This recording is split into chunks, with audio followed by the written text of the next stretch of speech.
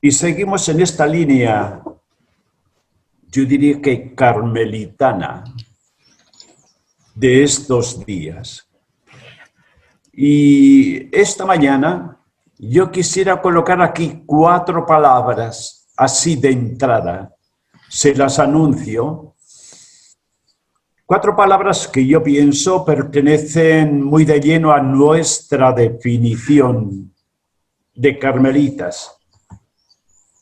No son palabras exclusivas, lógicamente. Nadie tiene la exclusiva sino Dios en todo lo nuestro, pero que sí marcan el estilo, el tono, el aire del carmelita de Teresa de Jesús, de Juan de la Cruz. Y coloca las 4 palabras provocando un cierto ejercicio de personalización, de personificación de lo nuestro, ayudando a esa como apropiación carmelitana, a esa identificación nuestra. Son palabras muy conocidas, que vamos a intentar colocarlas con mucho respeto, pero también con mucha convicción. La palabra experiencia, la palabra teologal, la palabra interioridad, la palabra oración. Es decir, apuntamos al hombre y a la mujer experiencial, apuntamos al hombre y a la mujer teologal, al hombre y a la mujer interior, al hombre y a la mujer orante, como palabras identificativas de lo nuestro. De tal modo que también anuncio, yo diría que la pregunta fundamental, ¿en qué grado yo me siento identificado con ellas? Identificado. ¿En qué grado? ¿Qué están significando en mi vida? ¿Y a qué me comprometen estas palabras que son ciertamente mucho más que palabras, que son vida?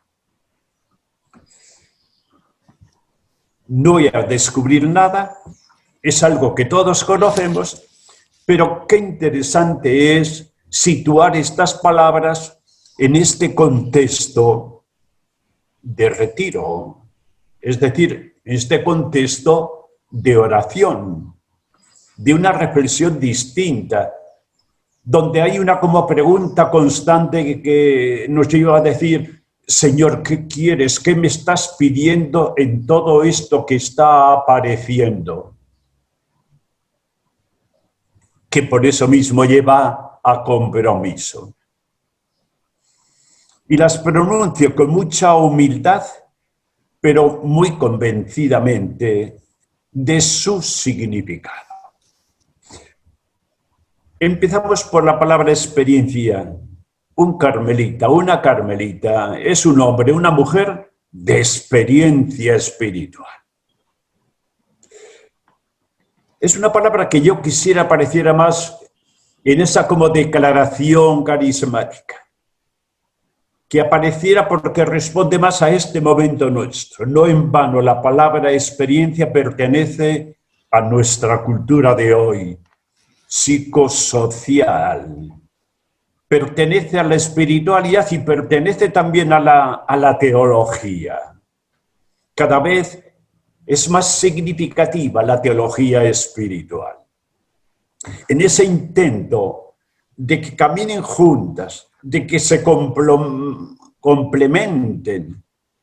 Ustedes habrán leído aquello de von Balthasar, cuando llega a decir que la mayor catástrofe en la historia de la Iglesia ha sido el divorcio entre teología y espiritualidad. La mayor catástrofe histórica. Y ha sido una teología de principios, de conceptos, de ideas, de ciencia, y nada más. Mientras tanto, la espiritualidad ha vivido también su drama, diríamos. Una espiritualidad sin teología fácilmente deriva hacia el espiritualismo, que es falsa espiritualidad. Y una teología sin espiritualidad solo es ciencia. ¡Qué pena! Pues experiencia, colocamos aquí la palabra experiencia, que es algo tan exigente, es algo tan interesante. Yo les digo sinceramente, solo forma parte de nuestra vida, solo entra a formar parte de nuestra vida aquello que tiene categoría de experiencia. Lo que no tiene categoría de experiencia aparece y desaparece tal como ha aparecido. Cuando no hay experiencia, hay una cierta vivencia, un cierto sentimiento, una cierta emotividad espiritual, pero eso no es espiritualidad. La experiencia es algo mucho más serio, mucho más total, y hace que Teresa de Jesús sea Teresa de Jesús. Si no hubiera sido una monja del montón, y que Juan de la Cruz es él, sencillamente, Juan de la Cruz. Experiencia. Sin experiencia de Dios, Dios, Cristo, el reino, la iglesia, la oración, son solo palabras, son conceptos. Y ayer apuntábamos el detalle de que ¿por dónde anda un cierto fracaso de la nueva evangelización? En que frecuentemente lo que anuncia nuestra iglesia, yo diría que los predicadores de nuestra iglesia son conceptos, ideas, no vida. ¿Qué es la experiencia? Supone siempre un encuentro entre cada uno de nosotros y, por ejemplo, Dios. ¿Qué experiencia tengo de Dios? ¿Y de qué Dios? ¿Qué experiencia tengo de Cristo, de Jesús? ¿De verdad me siento cristificado? ¿O sencillamente es una figura de libro? Y sabemos un montón sobre Dios y sobre Jesús. Supone eso, diálogo, intercambio. Ya sabemos, dialogar sobre todo es no saber escuchar. El arte no es saber hablar, el arte de hablar, sino el arte de escuchar, acoger lo que viene del otro, que es mucho más interesante que lo mío. Supone intercambio, supone, por eso, revelación. Dios se revela en toda auténtica experiencia orante. Dios se revela. Supone contrastación también, verificación. Para mí son claves estas palabras. Contrastación y verificación. Si en nuestra vida no hay contrastación y verificación, no hay progreso. Y la vida, según la canción, sigue igual. Y es lo que explica que a veces andemos tan pausadamente que más bien retrasamos. Significa la irrupción de alguien, concretamente de Cristo, de Jesús, de Dios en la propia vida. Alguien que entra y que nos sacude, que nos conmueve, que altera nuestro mundo personal, que nos altera. Vivimos tan aplatanados, tan aplanados. Y es porque no hay conmoción espiritual. Y nuestra vida se sigue repitiendo. Por eso, todo es diferente cuando se vive una experiencia. Cuando hay una experiencia, algo sucede siempre. Si oramos auténticamente, Algo sucede en nuestra vida, aunque no tengamos de inmediato una conciencia de la novedad, pero algo está sucediendo. Dios no es indiferente ni tampoco intrascendente en la vida de cada uno. Ahora bien, Teresa de Jesús es eso, experiencia, mujer de experiencia. La caracteriza totalmente. Es mujer de experiencia personal. Y entonces es cuando asistimos a esa relación de tú a tú con Dios, de tú a tú con Cristo Jesús, de tú a tú. Y esto tiene que ser la oración teresiana siempre. Cuando no hay escapatoria, no le podemos engañar a Dios ni a Cristo. Y uno de la oración, sí me acuerdo de una señora que vino por esta casa. Aquí Santa Cruz es una ciudad eminentemente carismática. Es el centro carismático de toda Sudamérica. Santa Cruz. Y me decía una señora, y es que yo, padre, para orar tengo que cantar, tengo que bailar. Yo la miraba asustado y digo, ¿en qué terminará esta danza espiritual? Y yo le dije, pues mire, como carmelita, necesito silencio. Aquietamiento de muchas cosas, para que en fin, ella no comprendía nada de la oración teresiana, ¿no? De tú a tú, de tú a tú. Trato de tú a tú. Por eso tan comunicativa. Dios es un habitante de nuestra propia vida. Es un Dios dinámico, vital. Es un Dios activo. Se da a conocer, actúa, opera dentro de nosotros, siempre que le demos la oportunidad. Por eso experimentar a Dios a lo Teresa de Jesús es percibir que Dios nos invade, que nos envuelve, que se apodera de nosotros, que uno se siente comido por Dios. No resbala superficialmente. Esa experiencia profunda, dice la Santa Madre, una cosa muy profunda en el hondón, esos niveles.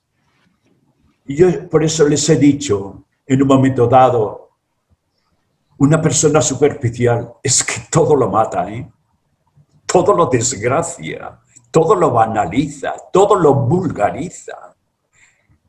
Será superficial en las relaciones, en la amistad. Será superficial en la comunicación con la gente, será superficial, pobre. Mientras tanto, el hombre, la mujer interior, es comunicativa de vida. Comunicativa, profunda. Es cierto, gratuita, nunca podemos merecer a Dios en la experiencia. Dejémonos amar por Dios para aprender definitivamente a amar. La iniciativa es suya. No hay remedio de resistir, dice Teresa de Jesús. Y eso de la resistencia, ¿cómo la vivimos nosotros? ¿No será que nosotros nos resistimos a Dios? Dios nunca se resiste, siempre se da, se entrega. ¿Pero en qué grado experimentamos la entrega de Dios? ¿O le ponemos barreras y no le permitimos, le atamos las manos a Dios? Es interesante cuando Teresa señala un triple conocimiento de Dios y de sí mismo, cuando nos habla de solo pensarlo, o por fe, o por experiencia, como tres fuentes del conocimiento de Dios, ¿no? Y ella misma nos dice, esta influye más en la vida. ya que es un saber imprimido en las entrañas, en lo más íntimo, allí donde más duele la vida, donde más la sentimos y la padecemos. Ahí tiene que llegar. Allí, joven, tú, novicio que me escuchas, allí donde más te duele la vida, lo que más te cuesta, ahí tiene que llegar la vocación. Si no, la vocación será también sentimentalismo. Déjate atrapar por el Dios de la vocación, por el Jesús de la vocación, para que un día puedas decir, creo que ya lo has dicho, soy vocación. Mi vida es vocación. Y es algo tan bello cuando dice la Santa Madre, esto, lo que sea, visto por experiencia, que es otro negocio que solo pensarlo y creerlo. Es otro negocio, es algo más. No basta creer en Dios, porque nos encasquetamos a Dios en la cabeza. Es un modo de pensar. Pero cuando hay experiencia de Dios, es un modo de sentir y padecer a Dios. La experiencia radicaliza y legitima toda la palabra de Teresa de Jesús. Y también la experiencia es la que tiene que radicalizar y legitimar nuestras palabras, nuestra vida. Tiene que ser algo central en nuestra vida. Ella misma se define espiritual frente a los letrados. Y a veces nosotros, como sacerdotes, nos encanta sentirnos letrados, entre comillas, como muy estudiosos, muy inteligentes incluso, muy intelectuales. No está mal el estudio, todo lo contrario, ella muy amiga de las letras y se encandiló con, por ejemplo, con un padre Gracián que además de tener 1,90 de altura y predicar muy bien y ser maravilloso humanamente, pero que además era maestro de teología y también, lo fundamental, hombre de oración. Con eso ya todo lo demás tenía sentido. Sin esto último, Gracián no hubiera significado en la vida de Teresa de Jesús. El Dios de su experiencia es su primera palabra y la clave interpretativa de su vida y de toda la vida consagrada y de la vida contemplativa en concreto. Qué bello lo que escribió un día un gran pastoralista, gran biblista, gran hombre, José Antonio Pagola, el hombre de las homilías, etc.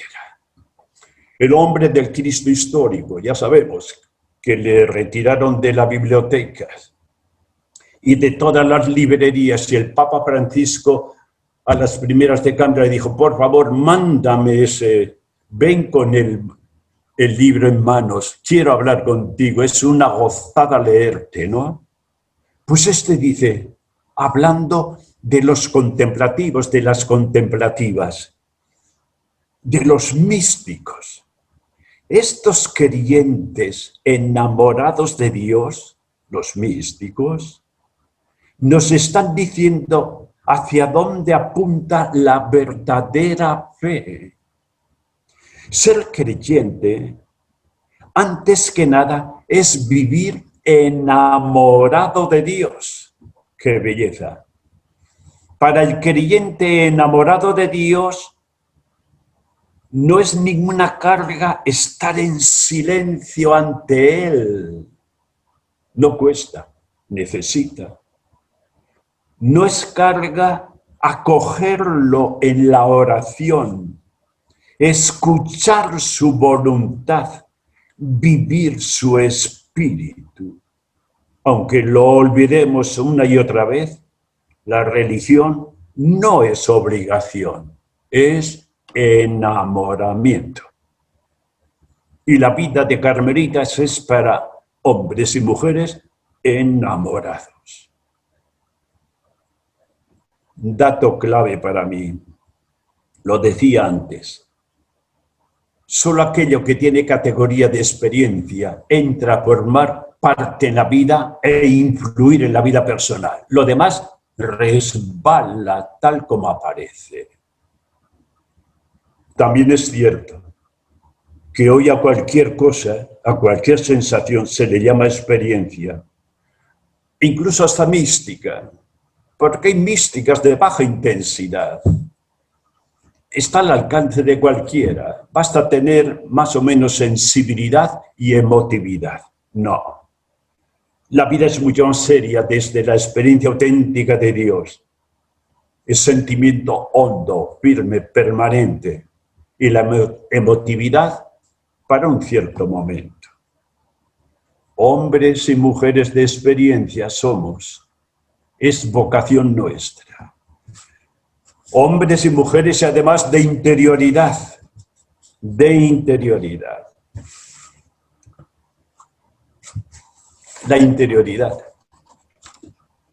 Qué interesante cuando de pronto un gran teólogo, Tillich, dice que es la dimensión perdida, la interioridad en el mundo de hoy y también en el ámbito de la Iglesia. Pero añade algo, el Carmelo está llamado a recuperarla para el mundo, la interioridad. Y hoy día está apareciendo la interioridad, pues sí, como algo emergente, maravilloso, solo que nosotros de emergente no tiene nada. Tiene siglos de existencia, pertenece a la vocación del Carmen descalzo, siglos de existencia. ¿Pero qué significa la interioridad? Es nuestro espacio interior, nuestro espacio propio, el personal, el de cada uno. Algo que necesitamos descubrir, reconocer, personalizar. Es muy frecuente tener miedo a la interioridad propia, al mundo personal propio. Tenemos miedo al silencio, tenemos miedo a la oración auténtica, porque es que nos tenemos miedo personalmente. Es nuestra tierra sagrada. ¿Se acuerdan aquel texto tan bello de Moisés, justamente, ¿no? Cuando de pronto ante la zarza ardiente, él, llevado de la curiosidad, que dicen que es la madre de la filosofía, llevado de la curiosidad, va al encuentro para ver. Y de pronto la voz de Dios que le dice, Moisés, Moisés, descálzate, que la tierra que pisas es sagrada. Y dicen, porque no lo dice el texto, que Moisés se descalzó y sus pies descalzos tocaron la piel de Dios. Descalzarse para tocar nuestra piel interior también. Porque dentro es donde estamos, seamos sinceros. No a veces lo que decimos, no a veces lo que hacemos. A veces somos una auténtica, constante contradicción entre lo que pensamos, sentimos y hablamos. Dentro está nuestra historia nativa y la adquirida. A esta altura todos nosotros somos responsables de nuestra propia historia, de nuestra propia vida. No andemos culpando a papá y a mamá y al abuelo y al tío que apareció cuando niños. Ya estamos bien, ¿no? Somos gente crecida, asumamos con todas las consecuencias la realidad de nuestra historia personal. Menos psicologismo y más vida espiritual. Dios es el mejor psicólogo, solamente que no te deja estampillado contra la pared, sino que te da la gracia que necesitas para que se dé el cambio que necesitamos. Es la diferencia misma. No estoy contra los psicólogos, pero sí que puedo decir que una auténtica y mayor experiencia espiritual quitaría el sueldo a muchos psicólogos. Es la realidad, la fuente, es dentro donde se cuece nuestra vida. Somos según nuestra interioridad. La fuente de los pensamientos, la fuente de los sentimientos, la fuente de nuestros criterios, la fuente de nuestras convicciones. Dentro están nuestras opciones, dentro están nuestros sueños y proyectos, dentro. Por eso, no estar atentos al dentro de nuestra vida, no trabajar y cuidar, incrementar este mundo interior, es apuntarse a una vida cualquiera. La verdad de cada uno anida dentro. Dentro hay que buscarla. Y cuando uno la busca con sinceridad, siempre la encuentra. Es cierto. En la vida, si se dan cuenta, siempre vamos encontrando lo que buscamos. Siempre. Cuando uno está obsesionado por un tema, por una idea, qué sé yo, y de pronto está hojeando el libro, y llega a la página 150, justamente lo que yo buscaba. Esta es. ¿Cómo necesitamos que Dios se adentre en nuestra interioridad? Y de manos de Dios, jóvenes que me escuchan, ir sanando enfermedades, ir sanando errores, recuperar el paraíso perdido incluso de la confianza, de la libertad, de la esperanza, de la alegría, de la sonrisa, que es lo más logrado de la vida, más que la risa. Interioridad, que es interiorización. Este es el desafío. Nadie es interior por naturaleza. Uno es interior a base de interiorizar. Uno es profundo a base de profundizar, de reflexionarse a sí mismo. A base de silenciación, de adentramiento, de diálogo con uno mismo, de relectura de lo propio. Pues el carmelita, si no es interior, puede ser cualquier cosa. No digo que dominico o eudista, no, porque los valoro demasiado, no se trata. Pero el que se dice carmelita, sin interioridad, sin dimensión, sin calado interior, no me diga qué tipo de oración, qué tipo de comunidad, qué tipo de apostolado.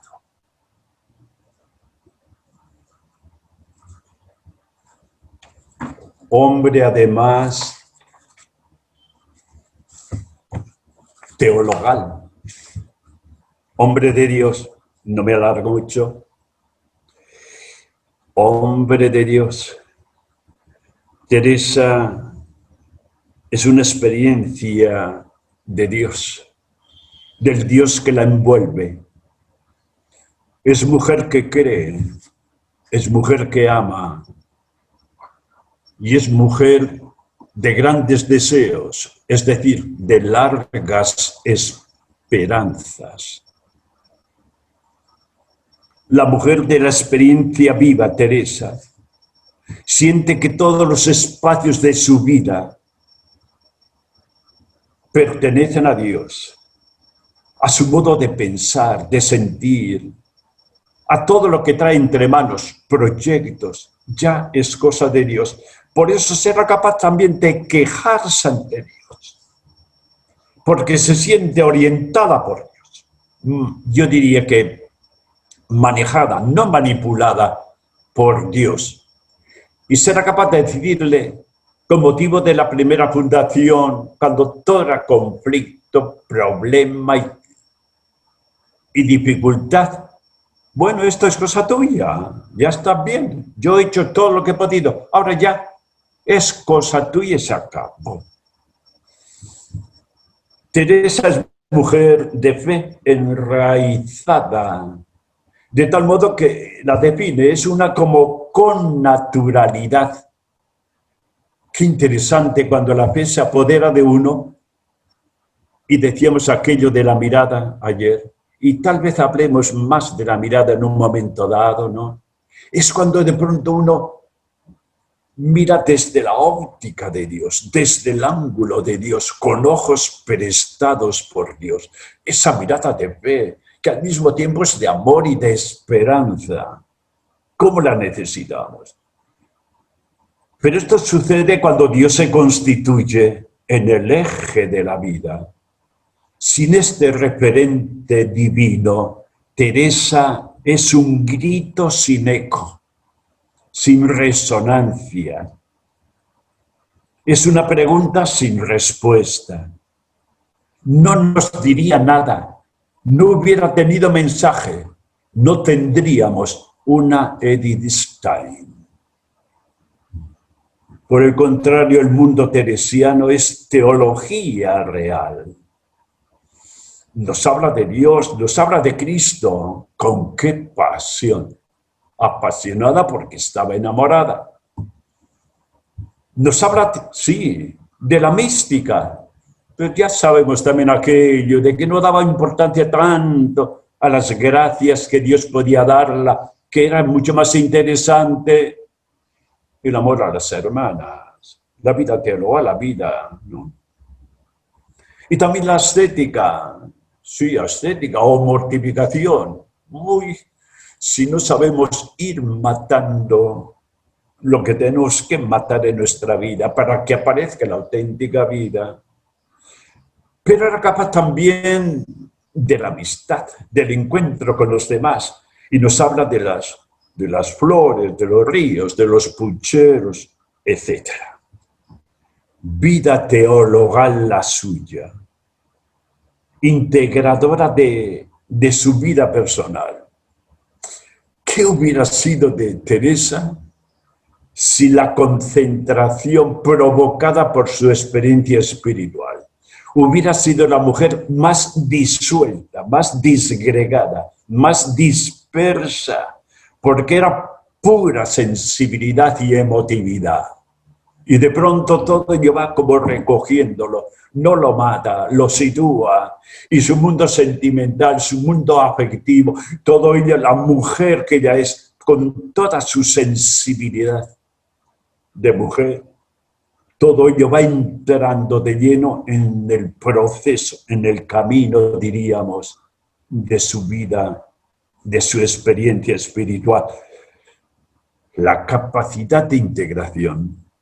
Pertenecemos a un mundo, ya una vida religiosa muy dispersa, muy desintegrada. Pertenecemos a un mundo tironeado desde fuera, constantemente.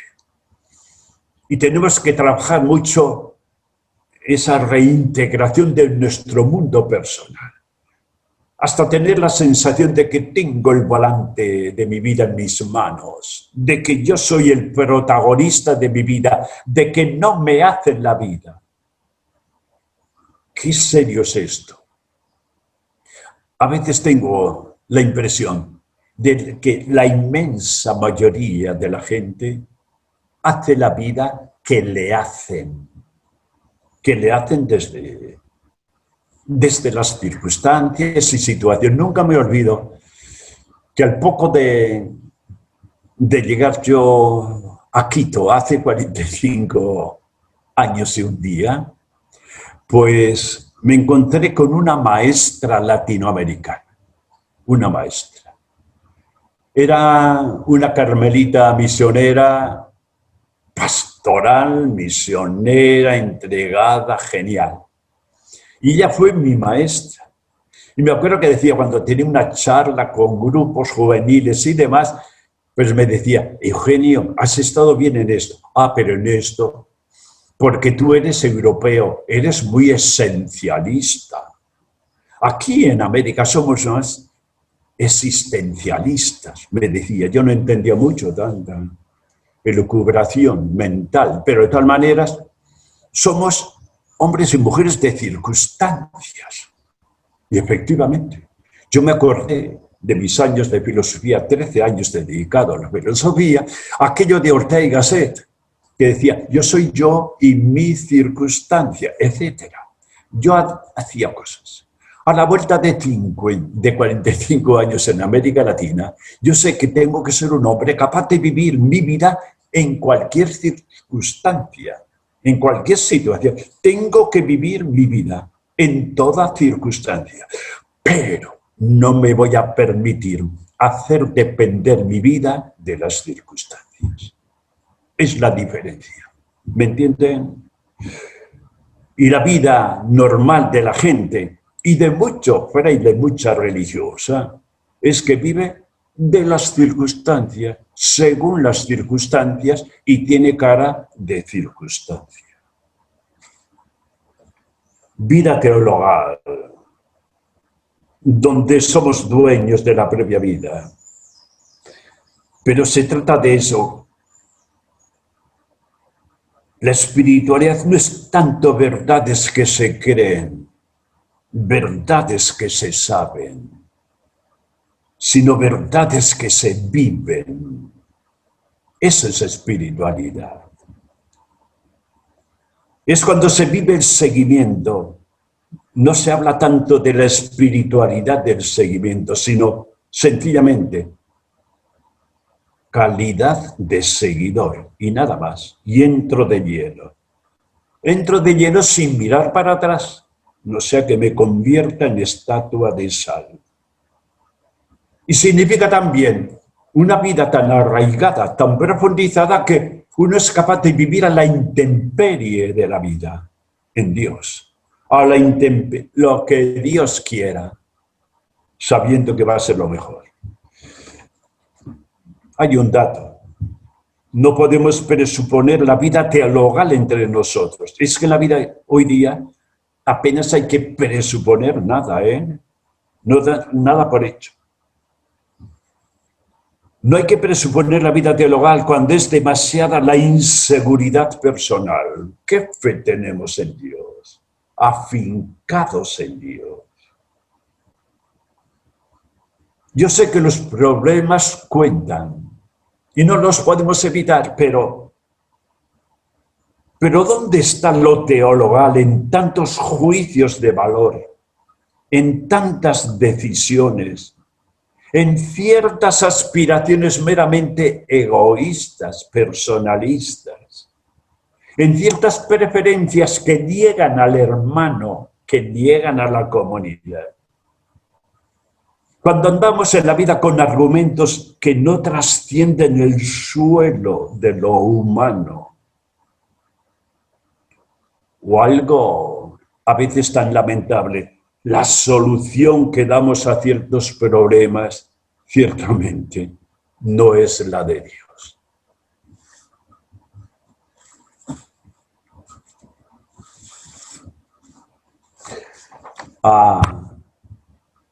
Y un poco rápidamente casi, ¿no?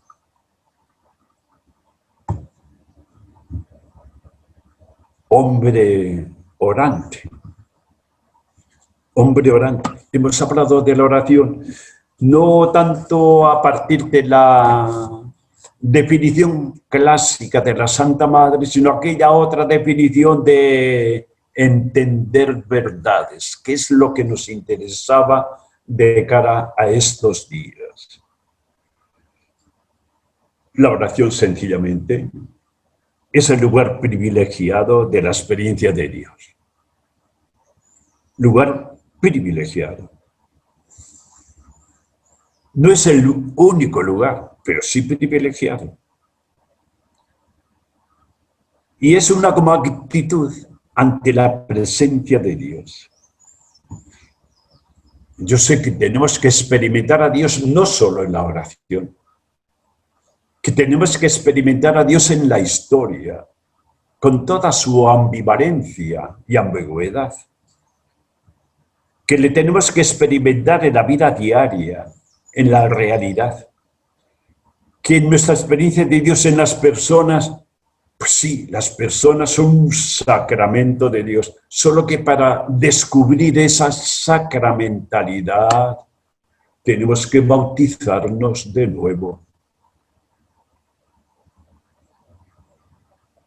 Que de un modo especial está en los pobres, sacramento seguro del Señor. Me acuerdo que justamente al poco tiempo de llegar a América, yo llegué en noviembre, creo que a la altura de febrero fue el famoso congreso en Villa de Leyva, justamente buscando la relectura de las nuevas constituciones aquí en América Latina. Para mí fue un baño americano. Maravilloso congreso, impresionante congreso. Y lo que apareció después fue hasta emblemático en el ámbito de América Latina de cara a muchas congregaciones y órdenes.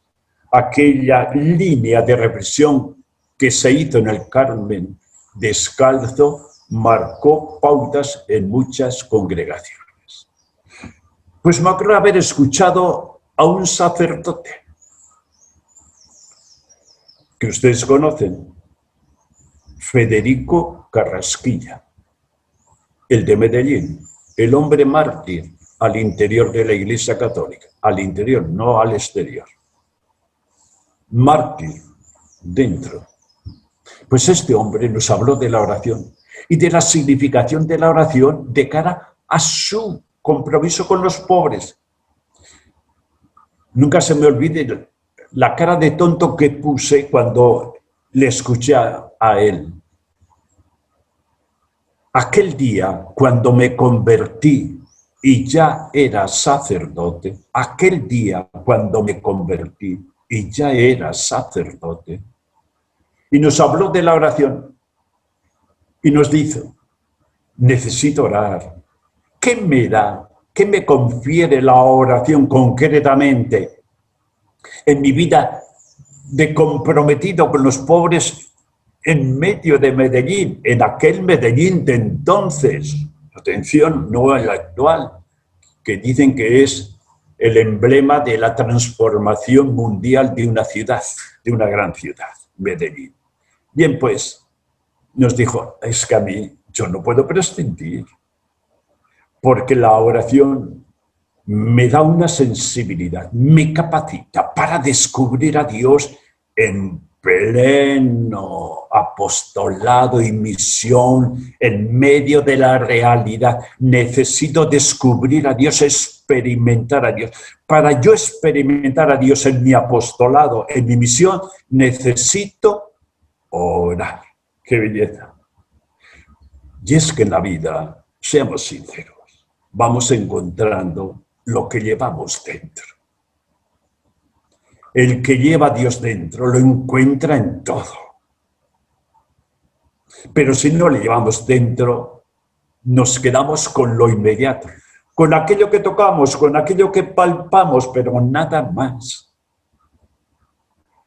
Y como Dios me acompañaba, decía él, me daba una como extraña sensibilidad y era capaz en las situaciones hasta más dramáticas e inhumanas de descubrir la presencia misteriosa, pero presente y actuante de Dios. Grande, evidente. La oración es un tema para creyentes. Se ora según se vive. Y con el tiempo se vive según se ora. Y esto no es juego de palabras ni de ideas, cosa seria. Y atendiendo a aquello de que para mí todo es oración. ¿Qué nos dice un gran comprometido que hace poco ha muerto? Casaldáliga. ¿Qué nos dice él? Él no tiene aire de sacristía, ni de sospechoso de espiritualismo. Este hombre tan comprometido y tan amenazado, ya sabemos, han intentado matarle varias veces, quisieron matarle, ¿no? ¿Qué nos dice? No caigamos en el simplismo cómodo de decir que todo es oración para justificar el hecho de que no hacemos oración explícitamente. La oración exige su hora, su tiempo, su lugar, belleza. Por eso los grandes apóstoles de la Iglesia de América Latina han sido todos grandes orantes y místicos por eso mismo también. Lo de Helder Cámara, ¿qué nos dice en su diario íntimo? Que me levanto a las 5 de la mañana para poder orar y ya hasta celebrar mi misa y la liturgia con tiempo propio, porque sé que desde las 7 en adelante mi vida está invadida por la gente, por los necesitados, por los pobres. ¿Qué decía también un gran hombre? Proaño, también. Me acuerdo que me lo dijo personalmente. Yo me levanto a las 6 porque a las 8 la gente ya me está esperando, pero necesito mi tiempo propio, de oración, de celebración, de liturgia propia. Y hay un detalle también en los grandes apóstoles. Esos apóstoles no por 4 o 5 años, como si fuéramos unos asalariados, sino de por vida, porque estos hombres murieron, todos ellos, los 3 que hemos hablado, han muerto ahí, como murió alguien. ¿Qué significó la oración en Gonzalo, por favor? ¿Qué significó? Pues es la explicación de su vida, de su capacidad, de su mirada larga, de su parresía, de su valentía y coraje, hasta el final, hasta morir como ha muerto. Yo diría que es el colmo y la cúspide y la meta, morir solo. Eso es tan significativo que es como para pensarlo nosotros como carmelitas. ¡Qué genialidad de Dios en él! Pues sí, todos los grandes apóstoles de América Latina, porque como tenían todo el día ocupado y se dedicaban constantemente a todos, eran orantes nocturnos. Atención, a ver si a la vuelta de un día que no hemos tenido tiempo de oración por las circunstancias o por el trabajo y demás, y cuando volvemos a casa y de pronto lo primero que decimos, estoy tan cansado, por favor, la televisión. Y no nos acordamos de la oración. En Juan de la Cruz la oración pertenece al corazón de su existencia, pertenece al corazón de su sistema espiritual. Es el secreto de su vida, tiene que ser el secreto de nuestra vida.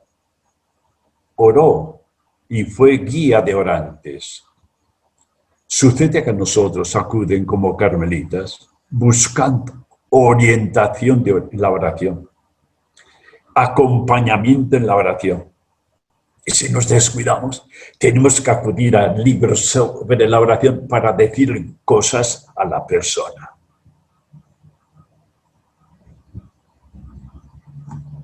Me interesa, sí, fue su mensaje original, su mensaje identificativo, su autobiografía profunda.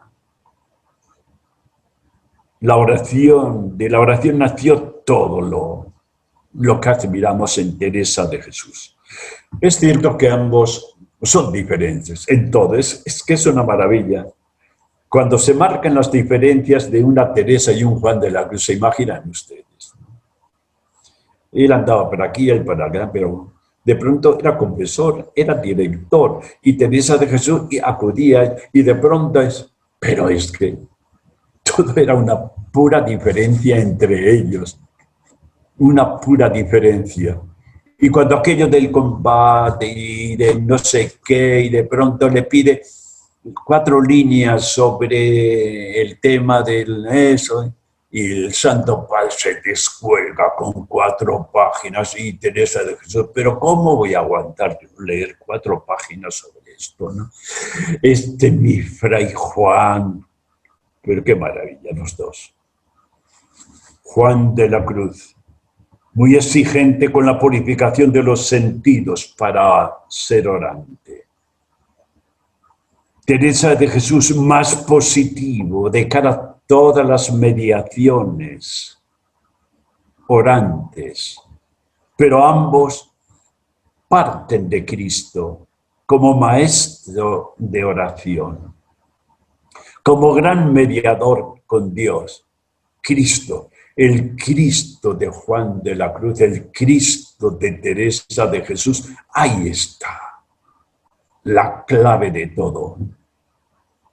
Y ambos orientan la oración no solo de cara a la propia vida para quedarse uno como ensimismado, sino que nos colocan al servicio de la Iglesia y al compromiso con el prójimo, con el reino. Por eso, un dato para nosotros. La oración para nosotros como carmelitas no es optativa. Tiene que ser necesidad. Para mí es la palabra más significativa. Solo se es orante cuando uno necesita orar. No cumplir con el horario. Más. Eso es una mediación. Pero tiene que ser otra la cosa. Uno es orante cuando de pronto es que hoy no he orado. He estado tan ocupado, tengo que sacar, y se inventa uno tiempo, dibuja tiempo propio de oración. Los tiempos personales de oración son más galvanizadores de la propia vida que todo lo demás. Sin la oración es el automatismo apostólico. Es la progresiva pérdida de sentido de cara a lo que traemos entre manos. Sucede que nos volvemos sordos. Nos volvemos un poco ciegos. Y es cuando a veces no se explican ciertas vidas. Pero ¿cómo es posible? Es que está ciego, está ciega, está sorda. No ora. Por algo, lo más importante de la oración no es tanto hablar, sino escuchar.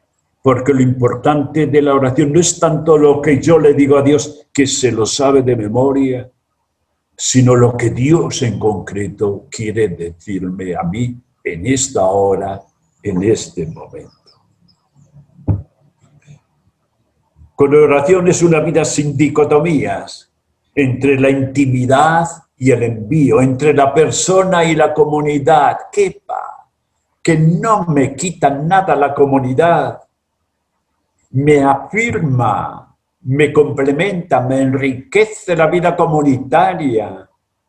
Es que no puedo hacer lo que quisiera, pero esto es pura adolescencia humana y espiritual.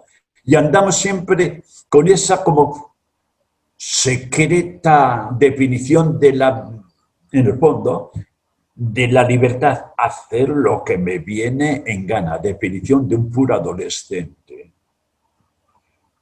Es cuando no hay dicotomía entre la oración y la acción. Ahí está la dialéctica. Oración que me lleva a la acción, que me lleva al amor de los demás. Garantía. También, acción que me lleva a la oración, que necesita de la oración. Garantía también. Cuanto más se ora, más se necesita orar. Por eso hay una pregunta, sinceramente, yo en mi vida diaria necesito tiempos propios de oración.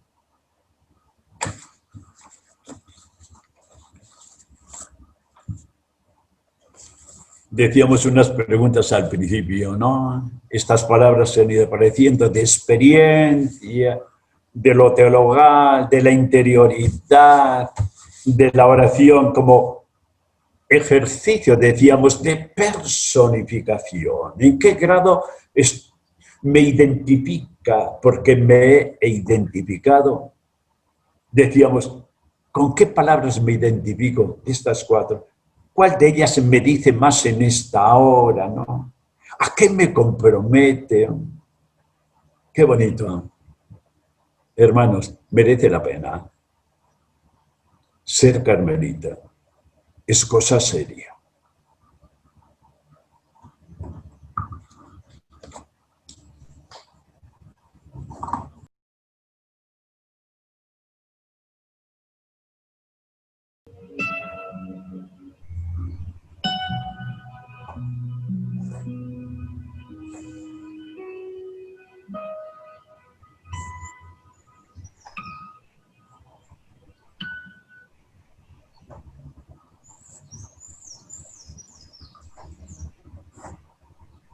Cuatro palabras con preguntas que cada uno tiene que responder. Palabras para mí tan significativas del carmelita, de la carmelita, tan significativa. Que además se interrelacionan, se complementan y vienen a ir colaborando en esa configuración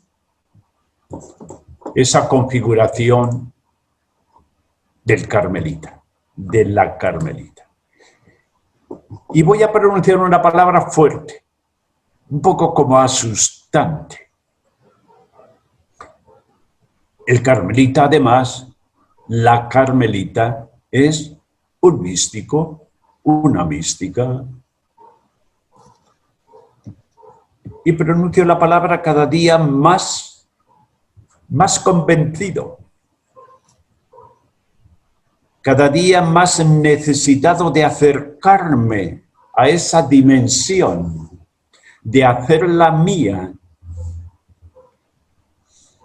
Cuando la palabra mística habla hasta de misterio, de hecho tienen la misma etimología, ¿no? Mística y misterio. Y caminan juntas. Y Dios, sobre todo, es misterio. Decíamos, como nuestros místicos, cuanto más experimentan a Dios y cuanto más le conocen, Dios es más misterio, más sospechan de lo que no conocen. O como diría Ranner, todo discurso sobre Dios es más falso que verdadero. Es el intento humano incapaz e imposible de describir a Dios. Misterio que necesitamos, que es, por un lado, que simboliza a Dios, que es hablar de trascendencia de Dios. Dios siempre es otro, la alteridad de Dios. Es un Dios totalmente otro. Pero lo bonito, nos diría Teresa, como Juan de la Cruz, al mismo tiempo es intimidad, es amor. Y de eso no nos privamos. Y es comunicación, y es comunión. misterio con todo su secreto. Diría Juan de la Cruz, un Dios escondido. El verdadero Dios es el escondido. Escondido, pero está. Y eso me basta, diría él. Y quiero hacer una pequeña aplicación de la palabra misterio que para mí me resulta muy práctica, muy aleccionadora. Fíjense, cuando a Dios le quitamos el misterio, Dios se constituye inmediatamente en problema. Porque es el intento humano incapaz, imposible, de formularle dentro de nuestros parámetros humanos. Eso es matar a Dios. Y Dios nos sobrepasa. Esto aplicado a la vida también. Si le quitamos esa dimensión mistérica, por ejemplo, a nuestra vida comunitaria, entonces la comunidad se constituye en foco de problemas. Por eso ayer insistíamos en ese como antes de la vida comunitaria, esa dimensión oculta que explica y justifica la vida de comunidad. No le quitemos el misterio, no le quitemos el misterio a nuestro hermano, porque si le quitamos el misterio, todo es problema y hasta bofetadas. Místico, alguien que sabe del misterio, porque sabe de la revelación de Dios, porque experimenta a Dios. Alguien que vive una experiencia honda de Dios, de Cristo, de lo sobrenatural. No hablamos de fenómenos extraordinarios, no hablamos de gente despistada, era la visión que se tenía antes siempre del místico, despistado de la realidad. ¿Acaso era despistada de la realidad Teresa de Jesús? No me digan. A través de ella podemos escribir la historia de España de entonces, cómo vivía el momento histórico, ¿no? Sucede que, por el contrario, el místico sencillamente permite que Dios vaya invadiendo la propia vida, que toque la profundidad de la propia vida, del propio ser, y que nos transforme. Dice un autor laico, filósofo, Carlos Díaz, dice, muy creyente, ser místico es vivir hondamente las 24 horas del día, hondamente, es decir, tocar el misterio de toda la realidad. Por eso, lo que hemos dicho, no me cansaré de repetir, vida superficial es matar a Dios, es matar la belleza, es matar lo que merece la pena.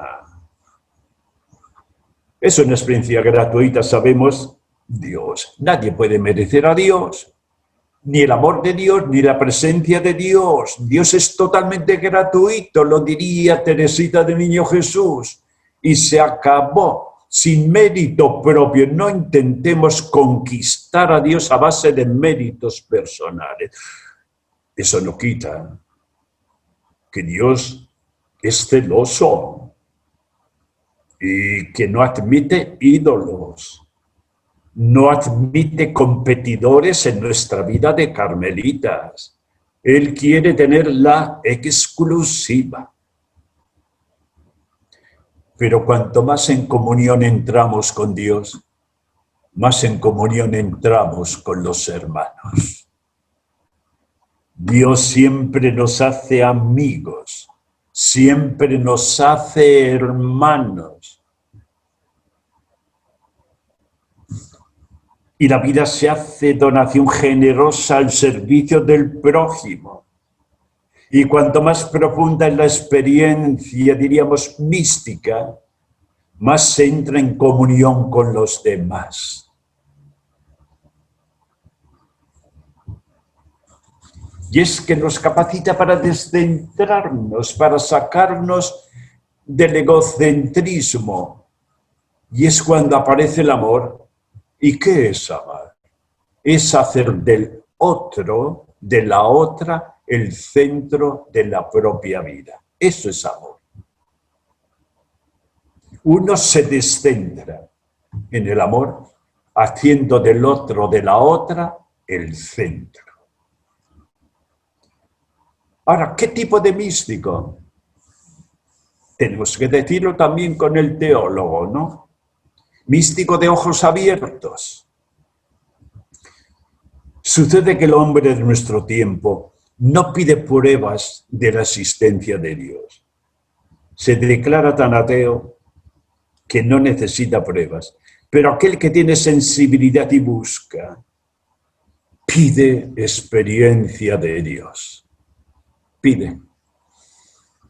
Nunca se me olvidará una frase, es que la tengo tan grabada, en una lectura del primer año en América Latina, de Segundo Galilea, que venía a decir esto: lo que nuestra gente de América Latina está pidiendo y espera de los agentes de la evangelización no es la comunicación de ideas sobre Dios, de doctrinas y mucho menos de desahogos personales, sino la comunicación de su personal experiencia de Dios y de Jesús. Esto es grandioso. Su personal experiencia de Dios. Nuestra personal experiencia de Cristo. Es el místico hombre de fe y de amor que bien sé yo la fonte que emana y corre, aunque es de noche, aunque sea de noche. Y hay mucha noche, no tengamos miedo a la noche. Toda vocación tiene, toda noche tiene vocación de mañana, de alba, de luz. Se trata de saber ver en la noche, ver en el día está al alcance de cualquiera, pero ver en la noche es de pocos. Implica intimidad honda. Nos dice también Tillich, el que sabe de profundidad sabe de Dios. Edith Stein nos dijo aquello, el que sabe de verdad sabe de Dios también. Y el que busca la verdad busca a Dios. ¡Qué bello! Pues aquí, el que sabe de profundidad, de interioridad, sabe de Dios. Es un estado teopático, padecer, gustar, saborear a Dios. Un Dios más padecido que conocido, que sabido. Diría Juan de la Cruz, pena sabrosa, regalada llaga. Ese es el carmelita. Sucede que en tiempos recios, diría la Santa Madre, además de necesitar amigos fuertes de Dios, pues en tiempos recios como los actuales se necesita mística. Si no, nos barre la vida. Nos barren los acontecimientos, nos barren las situaciones. Sin olvidar que estamos en una hora en la que el interés se desplaza de la ley a la mística, de la obediencia a la caridad, de la teología a la experiencia espiritual. Hay ese desplazamiento que tenemos que saber vivirlo. Nosotros nunca optamos por algo interesante negando algo interesante, no, en absoluto. Somos sobre todo integradores, oración, acción, intimidad y encuentro, persona, comunidad, comunidad y compromisos personales, integración. Ahí está el carmelita logrado, porque es capaz de vivir todo en un solo acto. En la medida en que radicaliza su mundo personal. Y místico de ojos abiertos, nos dice el teólogo, ¿no? Es decir, nuestra espiritualidad carmelita es histórica. Sabemos que la historia es un lugar teológico. Dios está. No saquemos a Dios de la historia, por favor. El Dios que tenemos que experimentar es el Dios de la historia y de nuestra propia historia. No saquemos a Dios de la historia.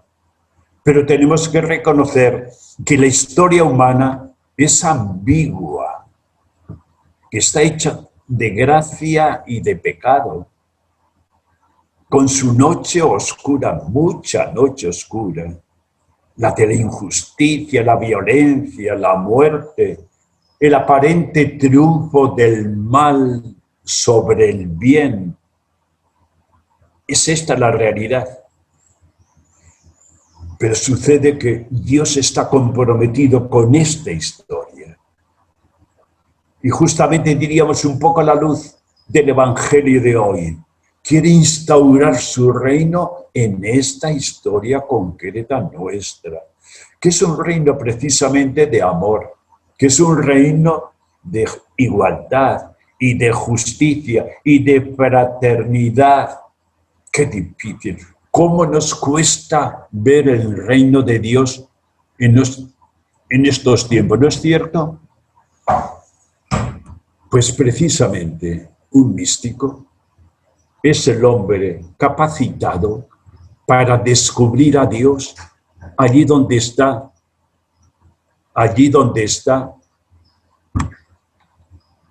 para descubrir cuando nadie lo ve. Un místico es capaz de ver lo que nadie ve. Esta es la diferencia. Sucede que Dios nos pide a nosotros la realización de ese difícil, casi imposible humanamente reino de Dios, porque es su proyecto para nosotros también.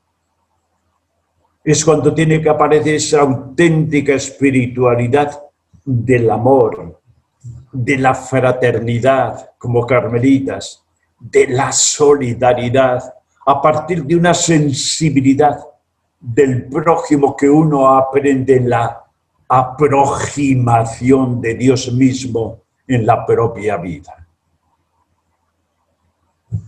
Por eso espiritualidad, la nuestra carmelita, muy encarnada. No en vano, Teresa de Jesús apunta, y no digamos Juan de la Cruz, al misterio de la encarnación. La encarnación. Y en la encarnación, Dios hace hombre, criatura humana. Diríamos que Dios, la divinidad, profana la divinidad al hacerse humanidad. El cristianismo recrea precisamente un profundo y trascendente humanismo. Cuanto más humano, más divino. Cuanto más divino, más humano. La criatura humana tiene vocación de Dios, nos dirá la santa, nos lo dirá el santo. Tiene vocación de infinitud. Solo Dios puede satisfacer en el fondo nuestro mundo personal. Es cierto, hasta tiene que ser una espiritualidad inteligente. Es decir, carmelita que sabe leer la situación actual, que sabe leer no lo que dicen solamente los politólogos o los sociólogos, sino que sabe leer más, porque no se queda a niveles meramente de análisis científico, sino que además intuye la presencia misteriosa, activa de Dios en todo ello. Ser capaces de leer en los procesos políticos que se están dando, en los procesos sociales, en los procesos económicos que se están dando tan significativos y que de hecho van a actuar de cara al futuro, ¿no? Inteligentes lectores del momento actual, críticos, y por místico misionero, por místico apóstol, apóstoles. Mística y misión, mística y profecía caminan juntos. Una mística que profetiza y una profecía que es mística. Los grandes místicos. Místico con los pies en la historia, con los pies en el suelo, a lo Teresa de Jesús. Gran, iba a decir pesetera, negociante, negociadora, ¿no? En el buen sentido.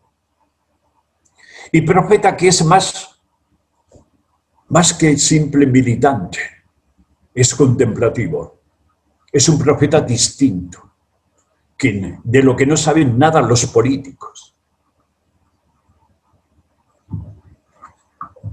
Místicos desde el corazón de las gentes, conocedor por eso mismo de las angustias y tristeza, nos diría el Vaticano II, que padece la gente. Y profetas de una humanidad nueva, del reino.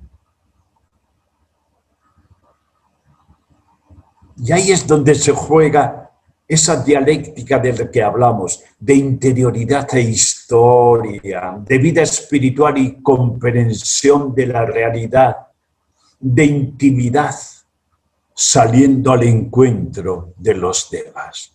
Es esa la dialéctica.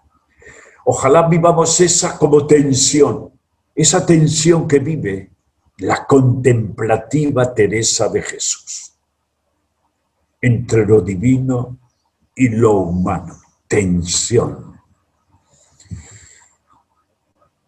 Mística profética, es decir, sin escapar al mundo. Y piensen ustedes concretamente como carmelitas seglares, nada fuga mundi, huida del mundo, huida de la realidad, sino proyectada en el espacio humano al que se deben a diario, constantemente, y también la vida contemplativa y la vida de los padres, proyectada con su fuerza evangélica y evangelizadora. Creo que se trata de esto. A veces, el fracaso de nuestra evangelización es por un hecho elemental. Solo evangeliza el evangelizado.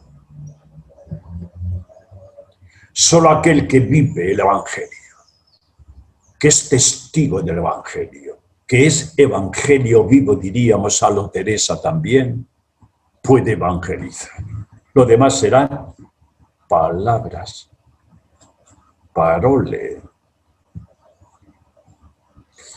Místico, por eso, que es profeta, que ve más, delinea caminos nuevos, que tiene que delinear alternativas.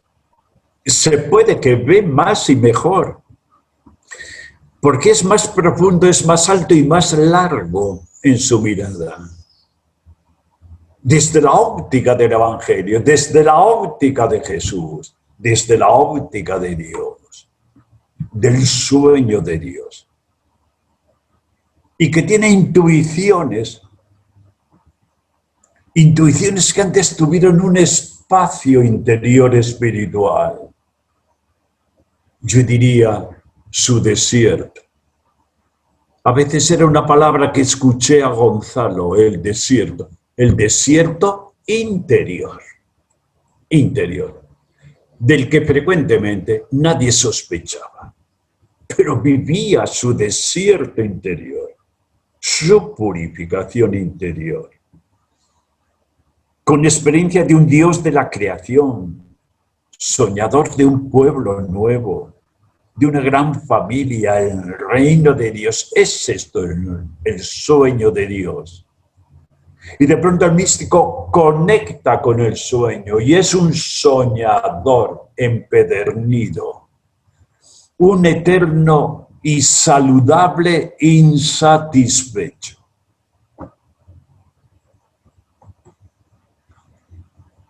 Se trata de hacer historia, de la revelación de Dios en la historia. Hasta diríamos, estamos en América Latina, aunque se sigue todavía teniendo miedo a la palabra mística liberadora, ¿no? Es decir, de manos laboriosas que llama a cada cosa por su nombre, a partir de una actitud crítica de la realidad, de lo que se nos ofrece cada día. ¿Cómo necesitamos ser no unos criticones, sino críticos, buscadores de la verdad oculta? Pero desde dentro, actuando desde la realidad, que es hablar de compromiso y sentirnos fermentos. Qué bonita palabra para los carmelitas seglares. Fermento dentro de la masa, sin escapar de ahí. Fermentos de una humanidad nueva, distinta. Como, sí, levadura. Desde el corazón mismo del mundo. ¿No es eso precisamente lo que el carácter mundano de todo laico cristiano, en el buen sentido de la palabra? Cuando no se trata tanto de datos sociológicos, sino ontológico en un carmelita seglar, pertenecer al mundo sin ser del mundo. A ustedes esto les pide una extraña y tremenda espiritualidad, con específica vocación, enraizados en la realidad socioeconómico-política, según el estado de su vida y profesión, descubriendo y testificando, es decir, viviendo el valor divino de lo humano en la historia de cada día. Testigos. Me gusta tanto la palabra testigo. ¿Qué es un testigo? Un testigo es aquel que vive lo que tiene que vivir. Solo el que vive es testigo.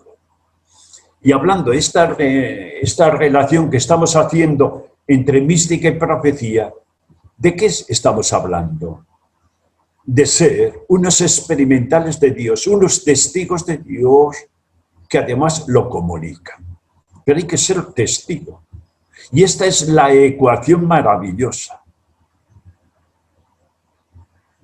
Testigo más signo, porque el que vive lo que tiene que vivir no disimula nada, se constituye en signo y la gente lo ve, lo percibe, que es el mejor de los testimonios de todo carmelita seglar. El testimonio, pues eso, testigo más signo, porque se ve, no se disimula, igual a profecía. Y ustedes unos profetas diarios ahí, donde están, viven y trabajan. Mística, siendo signos proféticos, una experiencia integral de vida evangélica que de hecho se vive, forma primordial misionera. Forma primordial misionera es el testimonio. Signo, es decir, visibles, legibles, que puedan leer en ustedes y en nosotros, no faltaba más, en todo Carmelita, puedan leer la presencia de Dios, la acción de Dios, el evangelio vivo de Jesús, la figura de Jesús, el mensaje de Jesús. Por cierto, qué importante es vivir una mística de la cotidianidad, de la vida diaria. No tenemos que desorbitarnos, salir de donde estamos, sino ahí, concretamente. ¿Cómo necesitamos que esta vida diaria tenga gracia, que tenga misterio? Hemos dicho antes, no robemos misterio a nuestra vida, no la robemos. Por el contrario, descubramos el nuevo misterio, esa como honda trascendencia de todo lo que traemos entre manos. Porque entonces la mística va a ser una como transfiguración de la vida, de nuestra vida diaria, a la luz de la presencia misteriosa de lo divino. También entre los pucheros, ya sabemos, de la Santa Madre. Pues sí, sí. Descubrir la presencia misteriosa de Dios, de la acción de Dios en las cosas diarias, en el trabajo, siendo responsables de todo lo que tenemos que ir haciendo, siendo también lectores agudos en los acontecimientos que nos afectan, que pertenecen a la familia, que pertenecen a la vecindad, de todo aquello que va como configurando a la persona, la va haciendo. Y en la naturaleza, hasta diríamos, tendríamos que hablar, no vamos a hablar, de una espiritualidad ecológica hacia la cual nos orienta constantemente también el Santo Padre, y que todos ustedes saben. Es decir, que se trata de vivir una espiritualidad que sintoniza con la respiración vital de la naturaleza. El discurso del nuevo vicepresidente de Bolivia fue el mejor, porque el del presidente ya vino un poco con metralleta, ¿no? Pero el vicepresidente se descolgó, siendo tan indígena, en contacto con la cultura ecológica, se los descolgó con unas figuras, con unas aplicaciones de verdad bellísimas. Era como una transfiguración de cosas también, ¿no? Se trata de ser defensores de la vida y del ecosistema y del ambiente en una comunión con la naturaleza que tenemos que saber gustar. Sí, espiritualidad mística. Es propia de quien busca y encuentra el rostro de Dios sin verle. Qué bello es cuando uno llega a la conclusión: Señor, no necesito verte, me basta la fe. ¿Qué decía la Santa Madre? Se reía de aquellas personas que les hubiera gustado estar en tiempos de Jesús para conocer a Jesús. Y ella misma dice, muchos le vieron y no creyeron. Sin ver, me basta creer. Me basta saber, yo se lo digo, que tú me amas. Más aún, añado algo. Hasta le digo, confianzudamente, Señor, Dios mío, yo sé que me amas, más aún, que no puedes dejar de amarme, porque si un día dejas de amarme, dejas de ser Dios, tú verás.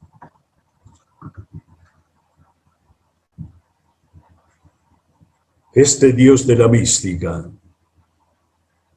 no aguanta el alboroto, no aguanta la superficialidad, no aguanta una vida tonta, intrascendente. Y esto lo aplicamos y con ello voy a terminar, en el ámbito de nuestra iglesia, místicos en nuestra iglesia, como hijos de la gran Teresa de Jesús. Ella vive aquella iglesia, la iglesia de cristiandad, fuerza, poderío, casi imperio, ¿no? Pero que no ocultaban los grandes males, las grandes defecciones en la fe, apostasías, profanaciones de templos, de la Eucaristía, la rebelión luterana, esos malditos, ¿no?, que dicen, y los grandes daños de la herejía. Lo vive todo, lo siente y lo padece. Y esta es nuestra iglesia a la que nos debemos, que humanamente vive horas bajas. Es mucho el pecado, que como un estigma está acompañando estos tiempos de nuestra iglesia. Con pecados que siempre ha habido, pero ahora están saliendo a la vía pública orquestadamente. Y es la noticia, ahora se ha aquietado un tanto el noticiero de tantos sacerdotes y religiosos, infieles a su vocación, y tantas debilidades, hasta la pederastia, que es un señuelo para todos los que quieren aprovechar la ocasión para hablar mal de la iglesia. Yo tuve hace meses, vísperas de la pandemia, el retiro espiritual a los sacerdotes aquí de la diócesis. Y les dije algo, porque lo tengo bastante interior. Hombre, yo lamento la presencia del pecado en la iglesia. Y concretamente este pecado tan aborrecible de la pederastia. Algo tan desagradable y brutal, diríamos incluso, ¿no? Pero les dije algo. Pero lamento mucho más, no tanto este pecado concreto, ya es mucho, sino el estado de pecado de la vida sacerdotal. El estado de pecado. Atención a esto. La infidelidad soterrada, pero presente, alargada y sostenida. Eso está haciendo mucho más daño. Nuestra iglesia ha perdido prestigio. Hombre, yo voy con una cierta frecuencia a Chile y la cosa es terrible en el ambiente de Chile. Ha perdido credibilidad. Es noche oscura de la iglesia, que tal vez la ha ganado a pulso. Es la hora de la humillación, que ojalá sea del arrepentimiento y de la humildad perdida. ¿Se acuerdan cuál fue la postura de Teresa de Jesús, la mística Teresa de Jesús, en aquella su hora de la iglesia? Teresa la ama, por eso la sufre. En muchos momentos entra en conflicto con la iglesia, pero la hace suya en lo más profundo de su ser. Desde la lectura honda de la fe y del amor, y se siente llamada a ser muy fiel en todo momento a la Santa Madre Iglesia, andando en la verdad. Es una actitud filial, ya que la siente como madre, y en todo se supedita a la Santa Madre Iglesia. Es una sumisión, pero servicio, con veneración, que es disponibilidad. Aquí estoy. 1000 vidas también diera por la iglesia. Se sabe en el corazón de la iglesia y contagia a sus hijas. Vocación apostólica, eclesial, en el Carmelo contemplativo. Maravilla. Y la oración en ella adquiere un sentido definido por la salvación de las almas, la santidad de los sacerdotes y la dilatación del reino de Dios. Ahora bien, esta es nuestra hora, la hora de nuestra iglesia. ¿Cuál es la postura que estamos tomando? La de carmelitas que se saben iglesia. Somos iglesia. Que amamos la iglesia y por eso también la sufrimos, la padecemos. Pero que no nos quedamos en el chisme de última hora, cuentos de esto y de lo otro, ni en pura queja, ni tampoco en farisaica lamentación. Esta nuestra iglesia, mucho menos actitud de escandalizados, sino carmelitas que se responsabilizan de esta iglesia. Responsables, nuestra iglesia. Qué interesante. Carmelitas que quieren seguir a Jesús, el Jesús de esta iglesia, sin perder sus huellas. Una iglesia humilde, servicial, peregrina, también mística, sacramento de salvación, pero pecadora, por eso comprensiva de la debilidad de los demás. Una iglesia que tiene que ser valiente y acogedora, mesa dispuesta, generosa, abrazo, comprensión e íntima exigencia, íntima.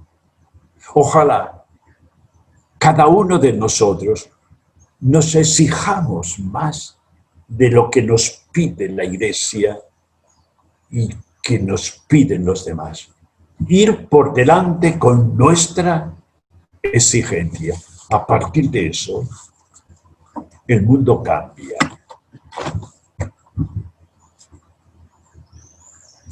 Queridos hermanos, hermanas, ¿se imaginan su presencia, nuestra presencia y proyección en este mundo de hoy?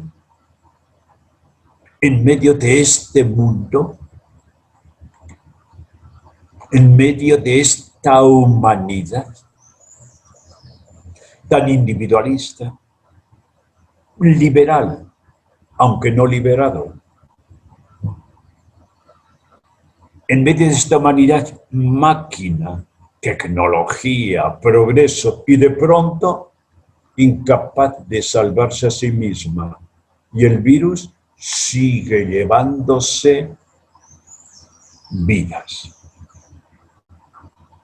En medio de esta humanidad, pensamiento débil, voluntad blanda, incapacidad de compromiso, de fidelidad.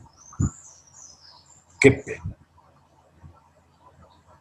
En medio de este mundo lúdico, lo importante para la humanidad de hoy es pasarlo bien, aprovecharnos de la vida y hasta religiosamente puro consumismo.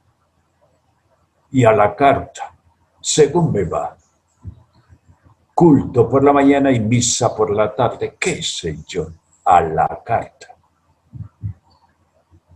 Un mundo relativizador de todo y por eso muy permitivo, muy permisivo, porque no tiene escala de valores, porque no tiene ética, donde se vale por lo que se tiene, no tanto por lo que se es.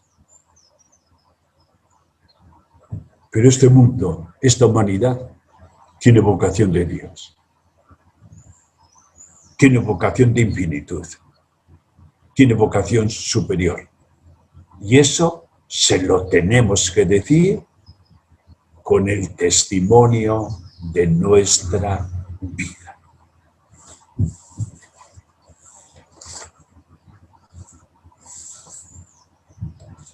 Nada más de momento. Querido hermano, querida hermana, ¿cómo te ves? ¿Con los ojos abiertos o con los ojos dormidos? De cara a este mundo, ¿qué es lo que te define de cara a este mundo? La despreocupación o, por el contrario, la preocupación.